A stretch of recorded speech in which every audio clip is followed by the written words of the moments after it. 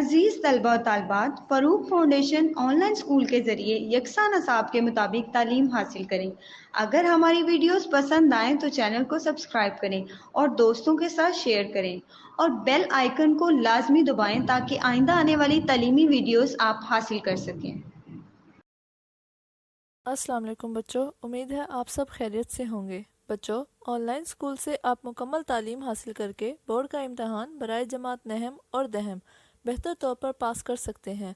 आप अपनी उम्र और तालीम के मुताबिक मज़ीद तालीम हासिल करें। वालदैन से फ़ोन या कंप्यूटर पर हमारी वीडियोस के ज़रिए तालीम हासिल करने की दरख्वास्त करें। रोज़ाना 1 से 2 घंटे ऑनलाइन पढ़ाई करें और जब आप स्कूल जाएंगे तो आपको मज़ीद किसी मदद की ज़रूरत नहीं होगी। इस तरह पढ़ाई करके अपना वक्त और वालदैन के अखराजात में बचत कर सकते हैं। ऑनलाइन स्कूल की कोई फ़ीस नहीं है। आप जूम पर भी क्लासेस का फ़ायदा उठा सकेंगे।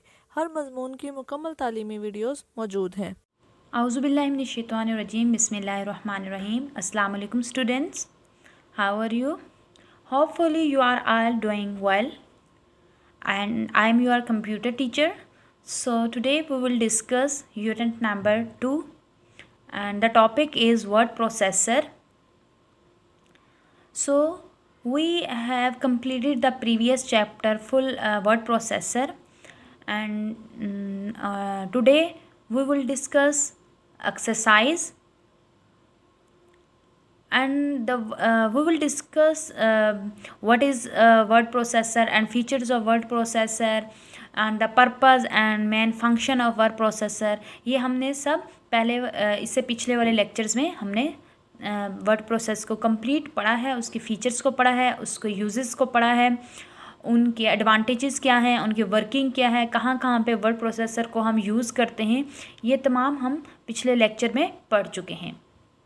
सो स्टूडेंट्स, मैं आपको क्विकली से इसका रिव्यू दे देती हूँ कि वर्ड प्रोसेसर क्या है, कहाँ कहाँ पे यूज़ होता है और इसके कौन कौन से फीचर्स हैं और ये कैसे वर्क करता है। सो फिर हम अपने आज के टॉपिक की तरफ चलेंगे, जो हमारी इस चैप्टर की एक्सरसाइज है वो मैं आपको करवाऊँगी। So students, what is word processor and what is the main function and purpose of word processor and uses of word processor? A word processor is an application program is used for composing, editing and formatting the documents, and also a word processor is a device. Okay students, a word processor is a device or computer program that provides for input, editing, formatting, composing and output of the text. Word processor and computer program used to write and revise the documents, compose the layout of the documents and compose the layout of the text, preview on a computer monitor, and the word processor is creating, editing, saving, printing the documents and text of the computer program, copying, pasting, moving and deleting the text within a document. So many uses of word processor used in teaching and learning process. So students, the word processor creating and editing the tables and make the different tables according to the text and according to the requirement of the documents, and creating spelling and grammatical mistakes. The word processor is one of the most used computer application in educational institutions in learning and teaching and learning process, and used schools, college and university levels, and students make the presentation, assignments, CVs, letter applications, make word processor. So students, the benefits of the word processor and computer program are a valuable part of the technology and now available for educational system. Students and teacher both receive many different things and doing work on the computer program and exchange the information and transfer the knowledge, information and data one place to another place, one location to another location, and one city to another city, one community to another community through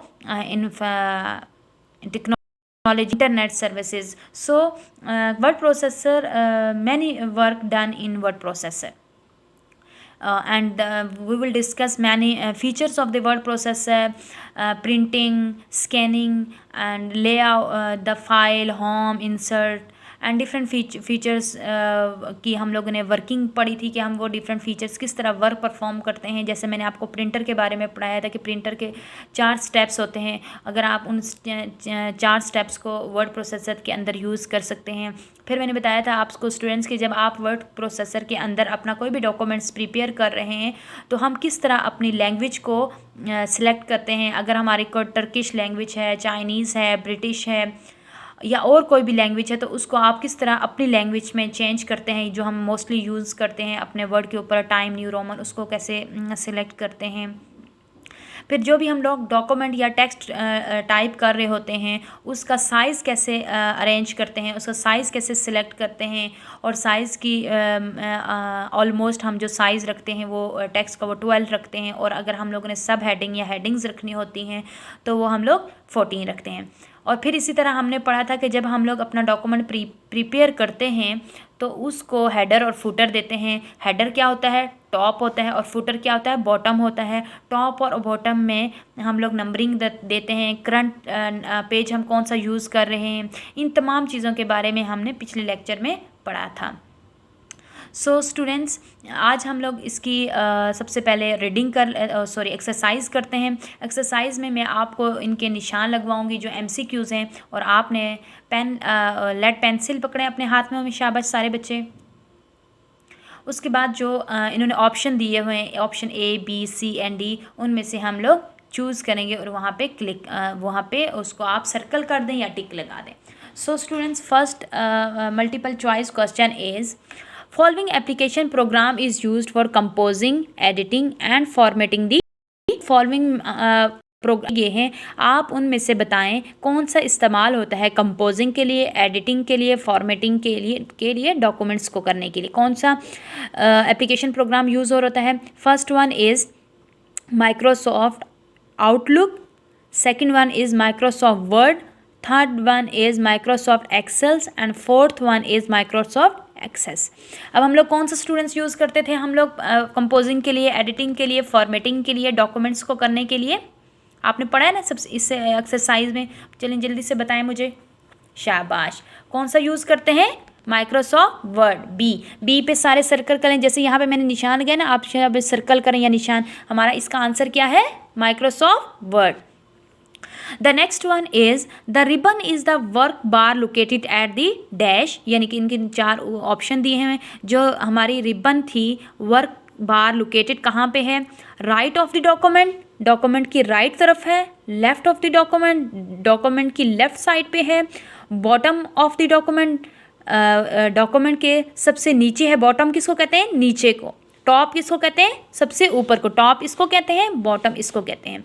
अब क्या हमारी ribbon जो बार थी वो सबसे नीचे थी document के, या टॉप ऑफ द डॉक्यूमेंट? क्या हमारी जो रिबन बार थी वो डॉक्यूमेंट के टॉप पर थी? तो अब इन 4 ऑप्शन में से राइट ऑप्शन कौन सा है, टॉप ऑफ द डॉक्यूमेंट। कौन सा है, good, top of the document. जो हमारी रिबन बार है वो कहाँ पे वर्क करती है, कहाँ पे लोकेटेड है, टॉप ऑफ द डॉक्यूमेंट। इसको डी को आप शाबाश सारे बच्चे सर्कल करें लेड पेंसिल से, गुड। क्या हमारा आंसर है, D, top of the document. And the next one is status bar displays the information like. जो हमारी स्टेटस बार होती है वो डिस्प्ले करती है इंफॉर्मेशन। कौन सी इंफॉर्मेशन को, size of the documents in MB and GB। क्या हमारा जो डॉक्यूमेंट होता है उसके साइज GB और MB में डिस्प्ले करती है। Second one is location of the document in computer. Computer की लोकेशन डॉक्यूमेंटेशन में हम डिस्प्ले कर रही होती है। Third one is name of documents file. Documents की जो फाइल होती है उसके नेम पे डिस्प्ले कर रही होती है। And third one is word count, number of pages and current pages. अब स्टूडेंट्स हमने क्या पढ़ा था, जो हमारी स्टेटस बार होती है जो मैंने आपको बताई थी कि उसमें क्या चीज़ें 3 चीज़ होती थी, word count, number of pages and current page. कि हम लोगों ने अपने टेक्स्ट के अंदर, फॉर एग्जांपल अगर हम लोगों ने कोई भी एप्लीकेशन लिखी है, ठीक है स्टूडेंट्स, अब हमने एप्लीकेशन लिखने के बाद जब हम लोगों ने कंप्लीट कर ली तो अब हमें अगर हम लोगों ने उसके वर्ड्स को काउंट करना है तो हमारे लिए थोड़ा मुश्किल होता है कि वर्ड्स को कैसे काउंट करें। लेकिन कंप्यूटर के अंदर जो हमारा वर्ड प्रोसेसर होता है वो फैसिलिटी प्रोवाइड करता है, जिसको हम अवेल करते हैं कि हम अपने जितने भी वर्ड्स होते हैं उनको काउंट करता है। काउंट करने के बाद वो प्रॉपर जितने भी वर्ड्स होते हैं उनको काउंट करने के बाद वो फिगर देता है। फॉर एग्जांपल हम लोगों ने एक एप्लीकेशन लिखी है जिसमें हमने वर्ड्स यूज़ किए हैं, वो वर्ड्स को काउंट करने के बाद एक प्रॉपर फिगर देगा कि हम लोगों ने 1000 वर्ड्स की एप्लीकेशन लिखी है, हमने 1500 पेजेस की एप्लीकेशन लिखी है, हमने 700 पेजेस की एप्लीकेशन लिखी है, तो वह वर्ड को काउंट करने के बाद हमें इस प्रॉपर उसकी नंबर देता है। ठीक है students, and the next one is students, फिर हम पढ़ रहे थे कि हम पेजेस नंबर यानी कि कितने पेजेस आपने यूज़ किए हैं और कितने नंबर पे वो कौन सा रीसेंट आप लोग यानी कि जो करंट पेज आप कौन सा यूज़ करें, तो इसका ऑप्शन है 4 जो इस पर आप लोगों ने टिक करना है। And the next one is home tab contents the following features. अब होम में हम लोगों ने कौन से फीचर पढ़े थे? Header and footer, page layout and print layout, insert picture, word art and mail margin, tables, inserting table formatting, clipboard menu, font menu and paragraph menu. अब हम लोगों ने होम टैब जो था उसके अंदर क्या क्या थी बच्चों चीज़ें? Clipboard menu, font menu and paragraph menu. ठीक है, इस डी पे क्लिक करें, शाबाश, जल्दी से सारे बच्चे। And the next one is the process of removing unwanted part of an image is called। जब आप पिक्चर बनाते हैं उसमें अगर कोई एक्स्ट्रा या जो अनवांटेड मटेरियल होता है उसको रिमूव करने के लिए आप कौन सा ऑप्शन यूज़ करते हैं? हेडिंग करते हैं, बॉर्डरिंग करते हैं, क्रॉपिंग करते हैं या कटिंग करते हैं? क्या करते हैं हम लोग? क्रॉप करते हैं, यानी पिक्चर को क्रॉप करके हम लोग उसको अपने साइज़ के अकॉर्डिंग अपनी रिक्वायरमेंट क्या करते हैं। ठीक है बच्चों, ये आप थे MCQs। अब हम पढ़ेंगे शॉर्ट रिस्पॉन्स क्वेश्चन। अब फर्स्ट वन क्वेश्चन है, define the term word processor, give some example of word processing program. जैसे मैंने आपको बताया था वर्ड प्रोसेसर टर्म क्या है, उसकी कौन सी एग्जांपल्स आपने देनी है। वर्ड प्रोसेसर के बारे में आपको मैंने फर्स्ट लेक्चर में बताया था।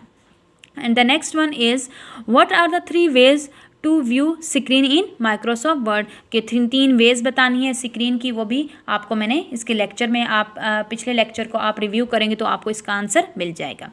And the third one is write down purpose of 3 insert options available in insert tab of Microsoft word. इसका भी आंसर आप पिछले लेक्चर में जाएंगे तो आपको ईजिली मिल जाएगा।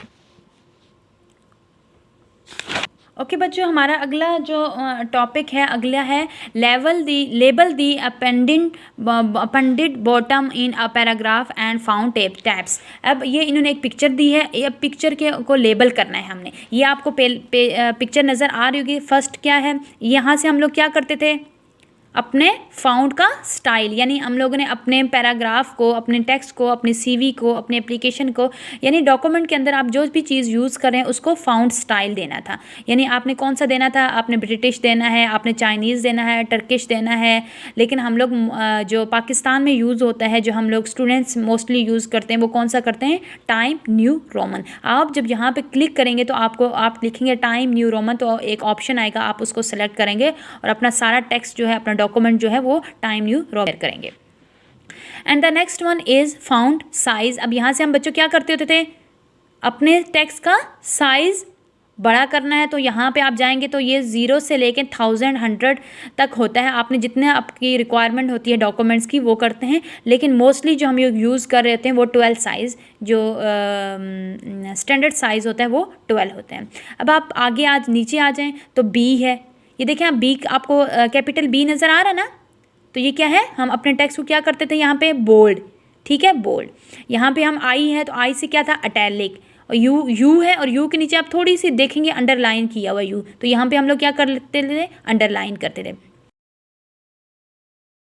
स्टाइल क्या लिखना है?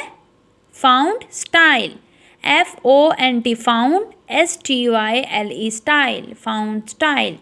एंड द नेक्स्ट, इस बॉक्स के अंदर आपने क्या लिखना है? Found, FONT found, SIZE size, found size. अब नीचे आ जाएं। अब ये बी है बोल्ड, बी बोल्ड के स्पेल क्या होते हैं, BOLD बोल्ड, इसके अंदर क्या लिखना है, बोल्ड। और नीचे आए अटैलिक, ITALIC अटैलिक, और यू के under line, UND under, LINE line, underline.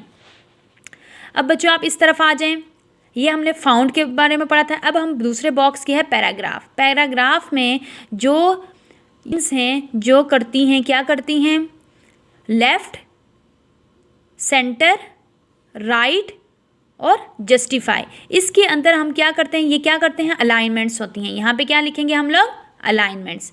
और यहाँ से हम क्या करते होते थे बच्चे, हम यहाँ से आप क्या करते होते थे, लाइन स्पेसिंग, यानी कि एक लाइन अगर आपने लिखी है, अब आप उसको इंटर करके नीचे जाएंगे, दूसरी लाइन पे जाएंगे, दूसरी लाइन पे कुछ लिखते हैं, जैसे ये दोनों लिखा हुआ है, तो इन दोनों लाइंस के दरमियान कितनी स्पेसिंग होनी चाहिए, वो हम लोग अपने डॉक्यूमेंट्स के रिक्वायरमेंट के मुताबिक करते हैं। 1.5 करते हैं, 0.5 भी कर सकते हैं, 2 भी मोस्टली करते हैं। वो जो आपकी रिक्वायरमेंट होगी उसके अकॉर्डिंग आपने करना है। ठीक है बच्चों, इन सब बॉक्सेस के अंदर आपने इस तरह लिखना है और इसको लेबल करना है। समझ आ गई आपको? ओके, अब हम नेक्स्ट करते हैं। अब इन्होंने एक एक्टिविटी दी है ये बॉक्स के अंदर, write a letter application with font size 11, font type Calibri, font colours of blue, centre signature at the end of document, mention your name, school name, class name and section. अब वो बच्चों आप लोगों ने एक ऐसी एक्टिविटी करनी है, आपने अपना सबसे पहले PC ओपन करना है या लैपटॉप ओपन करके वर्ड प्रोसेसर निकालना है, यानी MS वर्ड ओपन करना है, वहाँ पे एक एप्लीकेशन या लेटर लिखना है। अब जो आप लेटर या एप्लीकेशन लिखेंगे उसका साइज़ क्या होना चाहिए, 11, और आपका फाउंड स्टाइल क्या होना चाहिए, कैलिबरी। ठीक है, आपने उस का कलर कौन सा रखना है, ब्लू रखना है, और लास्ट में सिग्नेचर, हाँ सिग्नेचर करना है eight the end of document. Eight the end of document की क्या करना है, सिग्नेचर करना है, और फिर आपने अपना नेम मेंशन करना है, स्कूल का नेम मेंशन करना है, क्लास मेंशन करनी है और सेक्शन मेंशन। ये आपकी एक्टिविटी है। इसी तरह एक और एक्टिविटी इन्होंने दी हुई है, प्रिपेयर आ करिकुलम YT यानी CV कहते हैं इसको। ठीक है, with picture, academics detail in the table of form, personal interest etcetera, using different format, style and design and take a print. वो कहते हैं कि इसी तरह आप एक CV बनाएं जिसमें आप अपनी पिक्चर लगाएं, अपने एकेडमिक्स सारी डिटेल डालें, टेबल्स बनाएं, टेबल्स के अंदर आप अपने पर्सनल इंटरेस्ट को लिखें और डिफरेंट फॉर्मेट को यूज़ करें, स्टाइल को यूज़ करें, डिज़ाइन को, और उस मुताबिक आप प्रिंट लें उस तरीके से। And the last one is prepare a story in English और Urdu by inserting related picture. कोई भी आप एक पिक्चर लगाएं और उस पिक्चर से रिलेटेड कोई भी इंग्लिश या उर्दू स्टोरी प्रिपेयर करें। आपको मैंने बताया ना उर्दू कीबोर्ड कैसे करते हैं, उससे करें, इंग्लिश से। And the next topic is write down the shortcut keys. अब आपको एक बॉक्स नज़र आ रहा होगा, उसके अंदर आइकन्स है और उन्होंने उस पर आपने शॉर्टकट कीज़ करनी है। अब स्टूडेंट्स सबसे पहले देखें कॉपी है। कॉपी के लिए हम कौन सी शॉर्टकट की यूज़ करते थे, Ctrl+C, Ctrl+C। यहाँ पे लिखें Ctrl+C, शाबाश, जल्दी से आप यहाँ पे लिखें Ctrl+C। अब उसके नीचे आ जाए, यहाँ पे लिखा हुआ पेस्ट। अब पेस्ट के लिए हम लोग कौन सी शॉर्टकट की यूज़ करते थे, V, Ctrl+V। ठीक है बच्चों, समझ आ गई। एंड इस साइड पे आ जाए तो है कट, CUT, कट। कट के लिए हम कौन सी शॉर्टकट की यूज़ करते हैं, Ctrl+X। ओके स्टूडेंट्स, इन तीनों बॉक्सेस में लिखें Ctrl+C, Ctrl+V and Ctrl+X। And the next one is write down the shortcut keys for the descriptions given below। अब वो क्या करें, शॉर्टकट कीज़ लिखें और उसके आगे भी उसकी डिस्क्रिप्शंस लिखी हुई हैं। अब इन्होंने डिस्क्रिप्शंस दे दिए, आपने उनकी शॉर्टकट कीज़ को याद करने के बाद यहाँ पे लिखना है। अब जैसे मैंने पहले लिखे open find box. Open find box के लिए कौन से शॉर्टकट कीज़ यूज़ करेंगे, Ctrl+F।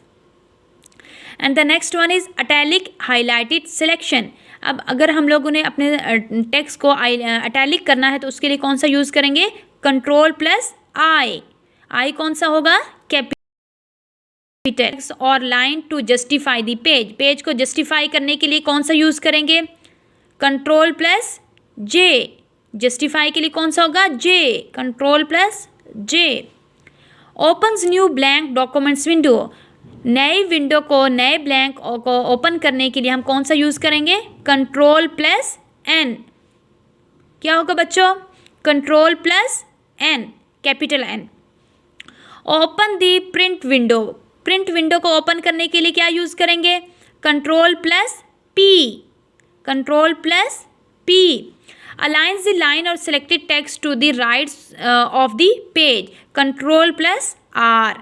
इसके लिए कौन सा यूज़ करेंगे? Ctrl+R. स्टूडेंट्स, अब हम लोग नेक्स्ट पढ़ रहे थे save the open document. Document को सेव करने के लिए हम कौन सी की यूज़ करेंगे? Ctrl+S. Underline the selected text. Underline करने के लिए, सिलेक्ट टेक्स्ट को करने के लिए क्या करेंगे? Ctrl+U.